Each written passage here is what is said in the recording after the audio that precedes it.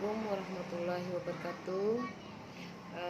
Hari ini para mahasiswaku, kita akan membicarakan tentang masalah kebijakan fiskal. Dalam mempelajari bagian ini atau pokok bahasan ini, diharapkan nanti mahasiswa memahami peranan kebijakan fiskal yang dilakukan oleh pemerintah. Kebijakan fiskal pada akhirnya bertujuan mengurangi pengangguran dan menjaga stabilitas harga.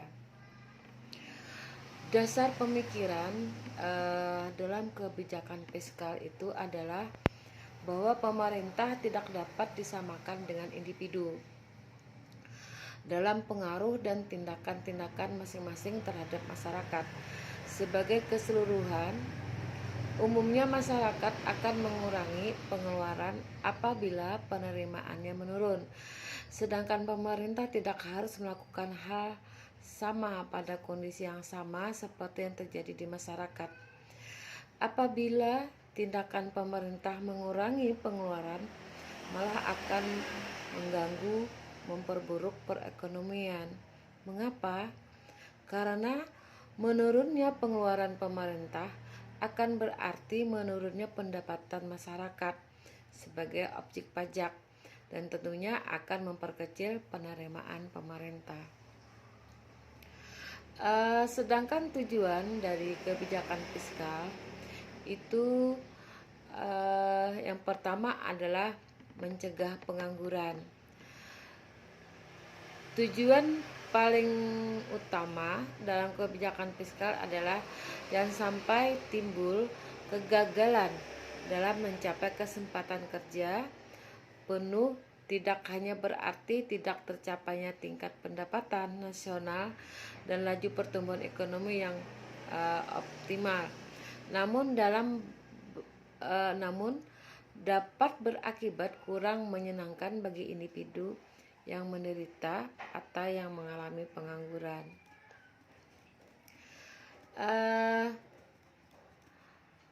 Konsep kesempatan kerja ditawarkan supaya semua pemilik faktor produksi yang ingin mempekerjakan pada tingkat harga upah yang berlaku dapat memperoleh pekerjaan bagi faktor-faktor produksi tersebut. Harus diingat bahwa pengangguran tenaga kerja manusia berpengaruh pada sisi sosial yang sangat luas. Namun kendalanya, pencapaian kesempatan kerja penuh itu sulit untuk dicapai. Mengapa? Pada setiap saat tentu ada faktor-faktor produksi yang kehilangan pekerjaan dan bersamaan juga belum mendapat pekerjaan berhubung dengan adanya ketidaksempurnaan pasar. Kemudian stabilitas harga. Stabilitas harga itu perlu dijaga karena apabila terjadi penurunan yang tajam dan harga-harga umum jelas akan mendorong timbulnya pengangguran, karena sektor usaha swasta akan kehilangan harapan untuk mendapatkan keuntungan, bahwa keuntungan mereka semakin kecil. Namun harga-harga umum yang meningkat terus juga akan berakibat buruk. Inflasi memang dapat menciptakan kesempatan kerja penuh dan memberikan keuntungan kepada beberapa kelompok orang, tapi mempersulit kehidupan orang-orang yang berpenghasilan rendah dan terutama mereka yang berpenghasilan tetap. Macam-macam kebijakan fiskal. 1. Pembiayaan fungsional, kemudian pengelolaan anggaran, stabilitas anggaran otomatis, kemudian anggaran belanja seimbang, dan itu adalah 4 dari kebijakan fiskal tersebut. Berbicara mengenai kebijakan fiskal di Indonesia, ya, subbidang pengelolaan fiskal meliputi 6 fungsi, yaitu yang pertama fungsi pengelolaan keuangan, kebijakan ekonomi makro dan fiskal, kemudian fungsi penganggaran, yang ketiga itu fungsi administrasi perpajakan, kemudian fungsi administrasi kepabianan, dan fungsi perbendaharaan, kemudian fungsi pengawasan keuangan. Nah, implementasi kebijakan fiskal ditempuh dengan strategi perumusan kebijakan fiskal diarahkan untuk tetap memberikan ruang bagi ditempuhnya kebijakan stimulus fiskal secara terukur guna mendorong upaya akselerasi pertumbuhan ekonomi sekaligus perbaikan pemerataan hasil pembangunan nasional dengan tetap menjaga kesinambungan fiskal. Sehubungan dengan itu, langkah-langkah yang akan ditempuh adalah yang pertama, dalam fungsi pengawasan memberikan insentif fiskal untuk kegiatan ekonomi strategis. Kemudian yang kedua itu dalam implementasi kebijakan fiskal itu mendorong pembangunan infrastruktur. Kemudian yang ketiga, meningkatkan kinerja BUMN dan dalam mendukung pembangunan infrastruktur pemberdayaan koperasi, usaha mikro, kecil dan menengah, ya, serta memanfaatkan utang untuk biaya produktif. Sebagai contoh, untuk kebijakan fiskal pada tahun 2014 masih bersifat ekspansif dalam rangka menjaga momentum pertumbuhan dengan tetap mengendalikan defisit dalam batas aman. Kebijakan tersebut diwujudkan melalui kebijakan pendapatan negara, kemudian kebijakan belanja negara dan kebijakan defisit dan pembiayaan anggaran.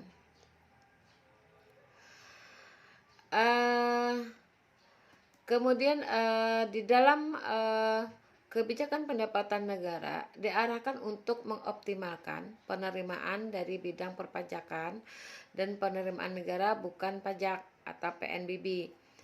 Di bidang perpajakan, kebijakan dan langkah penting yang ditempuh, ya, antara lain yang pertama itu adalah penyempurnaan peraturan perpajakan untuk lebih memberi kepastian hukum serta perlakuan yang adil dan wajar.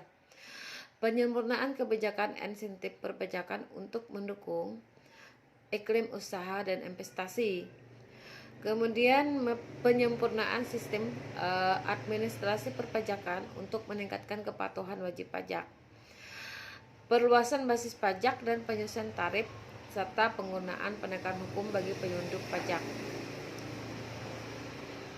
Terus ya,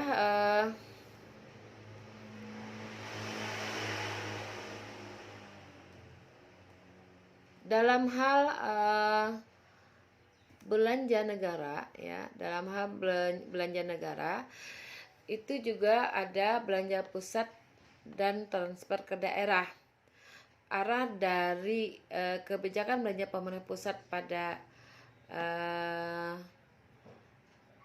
RAPBN itu difokuskan antara lain pada upaya untuk mendukung pelaksanaan pemerintahan yang efektif dan efisien, kemudian mendukung program pembangunan untuk mencapai sasaran pertumbuhan ekonomi dan pengurangan kemiskinan, mendukung peningkatan pertahanan dan keamanan, menyusun kebijakan subsidi yang lebih tepat sasaran serta pengembangan energi baru dan terbarukan, kemudian melaksanakan pendidikan yang berkualitas serta meningkatkan kemudahan akses pendidikan dan terjangkau bagi masyarakat, kemudian mendukung pelaksanaan jaminan sosial nasional dan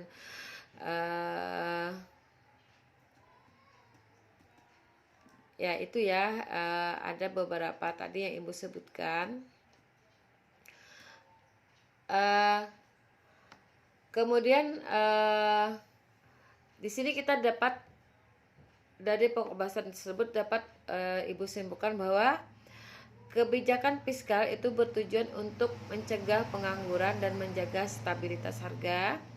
Kemudian kedua, macam kebijakan fiskal adalah pembiayaan fungsional, pengelolaan keanggaran, stabilitas anggaran otomatis, dan anggaran belanja seimbang. Sampai di sini dulu mahasiswaku yang Ibu sayangi. Mudah-mudahan kita bisa berjumpa ya di lain waktu dan dalam mata kuliah administrasi keuangan negara.